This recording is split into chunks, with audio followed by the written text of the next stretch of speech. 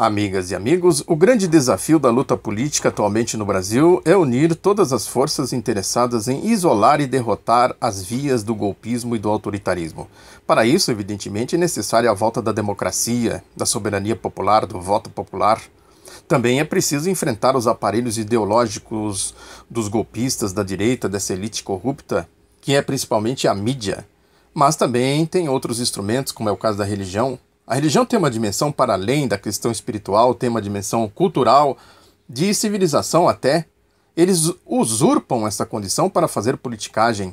Está aí essas seitas aí fundamentalistas, né, esses comportamentos dos boquirrotos lá da Força Tarefa da Operação Lava Jato, né, do Ministério Público Federal. O próprio Sérgio Moro.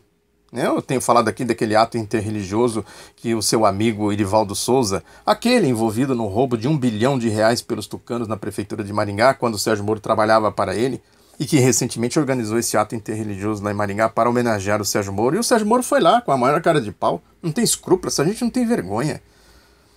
Portanto, é necessário a gente entender essas coisas na sua dimensão ideológica, o conjunto de ideias de uma classe, de um setor da sociedade, de um movimento político, de um movimento cultural, seja ele o que for.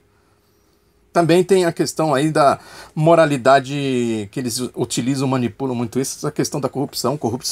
Eles são da corrupção, eles são a corrupção e se utilizam desse mecanismo claramente com o objetivo de manipular esse sentimento do povo. O povo se sente injustiçado porque trabalha duro, paga imposto e não é restituído na sua devida conta.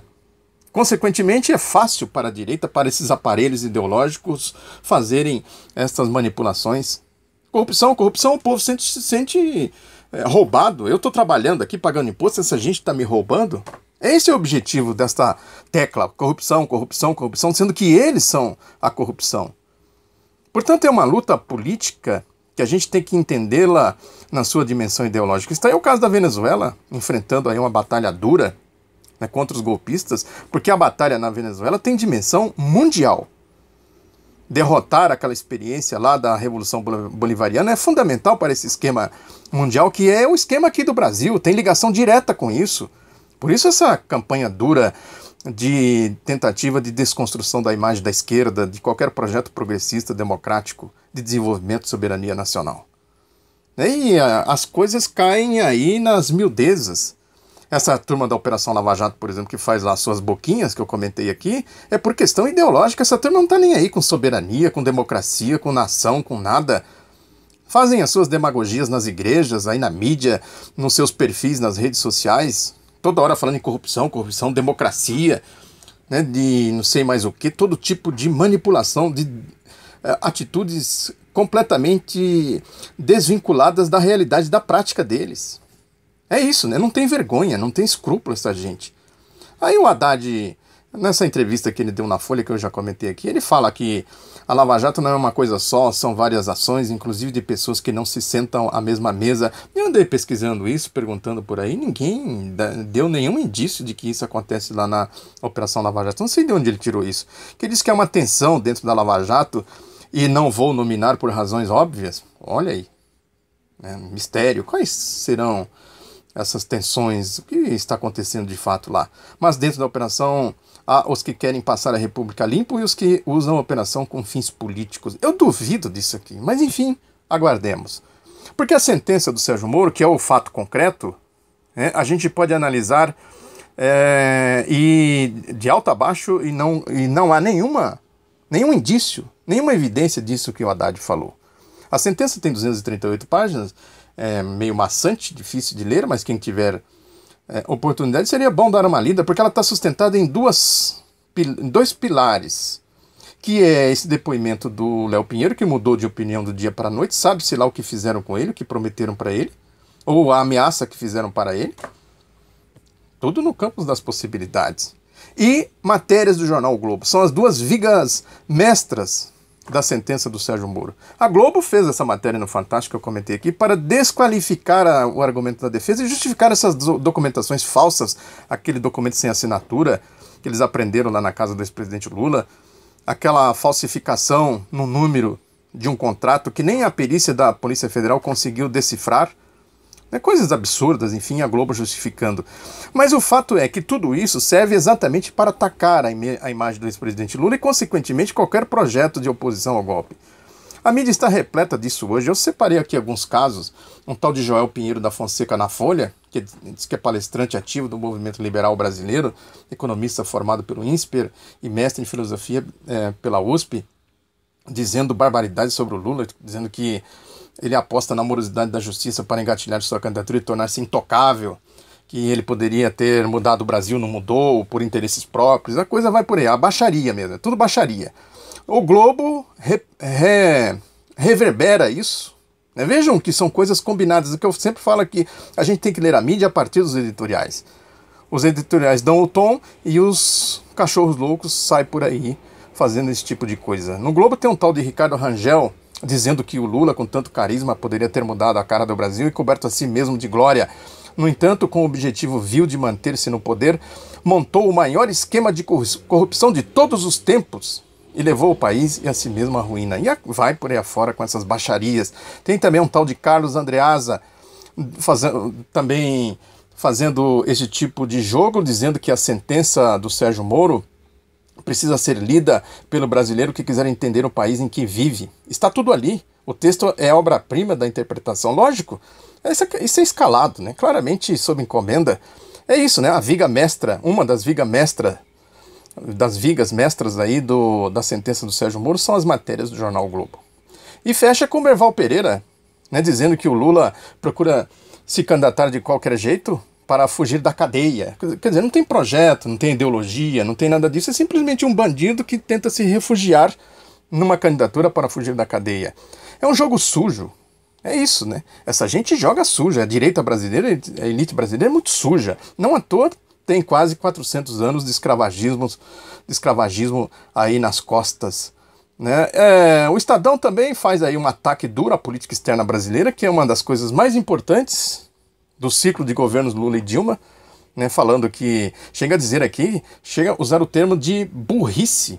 Né? Diz aqui, se fossem menos polidos, um relatório lá da Organização Mundial do Comércio, os autores do relatório poderiam classificar a política brasileira de indústria e comércio como uma escandalosa burrice. Eles não aceitam nunca a política externa do ciclo Lula-Dilma, porque o Brasil prezou a sua soberania, abriu fronteiras de negócios, se inseriu no cenário internacional de maneira altiva, né? Afrontou interesses das potências dos Estados Unidos e da União Europeia. Essa gente nunca vai aceitar esta política. Eles tentam destruir de todas as formas. O Estadão também faz um editorial de baixo nível contra a presidenta Dilma Rousseff, se utilizando de uma matéria torpe do jornal o Globo, dizendo que ela está viajando pelo país gastando dinheiro dos brasileiros, olha só, para denunciar o que ela chama de golpe. Né? E a Dilma soltou uma nota dizendo que ninguém vai... Uma nota firme, né? Muito boa a nota dela, que nenhuma pressão fará com que a presidenta Dilma deixe de viajar e interrompa as denúncias sobre o golpe de Estado ocorrido em 2016.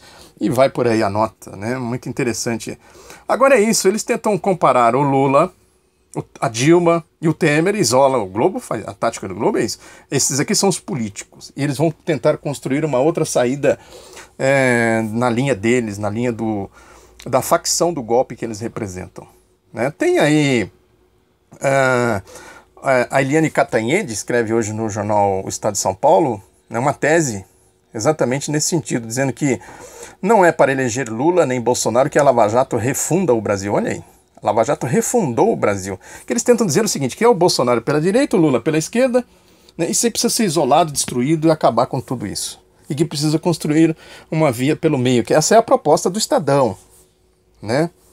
Que é o Temer aí, né? O Globo acha que o Temer vai chegar em 2018, se chegar, né, de uma forma que vai dar chance para a oposição ao golpe. Por isso que eles tentam destruir o Temer. O jogo é esse aí, o xadrez é esse aí. É aquela história, né? Como disse o José Simão, humorista da Folha e do Grupo Band, numa de suas pilhérias, que o impeachment da Dilma foi, na verdade, uma reintegração de posse. Aquela história do Luiz Fernando Veríssimo, né? Que ele falou uma ocasião que o Brasil, uma de suas crônicas, né? Que o Brasil, com a eleição do Lula, mudou de era, saiu da era dos Braganças e foi para a era dos Silvas. A reintegração de posse que o Simão falou é isso, né? Eu lembro que o Merval Pereira, antes do golpe, que eu tenho comentado aqui, né, que essa turma do Globo nunca aceitou a equipe do Temer, que ele disse que a equipe política do Temer era pífia, mas que ele tinha montado na economia um time de cobras. Olha aí a diferença das coisas. Por isso que o Henrique Meirelles, que é o ministro da Fazenda, e o Pedro Parente, que é o presidente da Petrobras, andam dizendo aí que com Temer ou sem Temer ninguém tira eles de lá, né? O Veríssimo, certa ocasião, também falou desse negócio de cobras, né? Time de cobras. É que ele disse que o time pode ser um bom coletivo, mas talvez não fosse o coletivo. Cobra não tem coletivo. O que mais se aproxima é serpentário, um lugar onde cobras são mantidas em cativeiro. E a razão é simples: cobras não vivem em sociedade, não interagem, não fazem nada juntas. Uma não auxilia a outra. Se há um animal sem um mínimo espírito de equipe, é a cobra. É cada uma por si e, não raramente, uma engole a outra. Diz ele também que a cobra não tem nem como passar a perna uma na outra. As ironias interessantíssimas do Veríssimo. É o time de cobra do Grupo Globo aí na equipe econômica. Volto a insistir.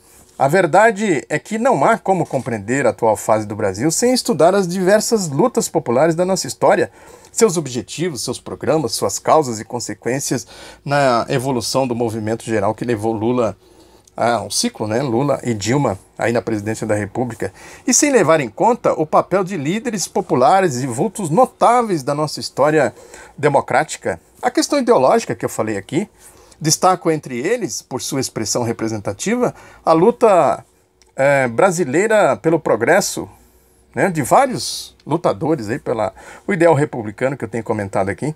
O republicano Lúcio de Mendonça, por exemplo, né, considerava a proclamação da República uma transição para mais aperfeiçoada forma de governo. É isso, essa elite escravagista, essa direita, está na verdade combatendo isso, o ideal republicano. Por isso que eu volto a insistir nessa questão da compreensão pela luta ideológica. A compreensão ideológica dos fenômenos sociais, econômicos e políticos é fundamental. É isso, muito obrigado pela atenção. Divulgue o outro lado da notícia, se inscreva se você ainda não é inscrito. Um abraço e até a próxima.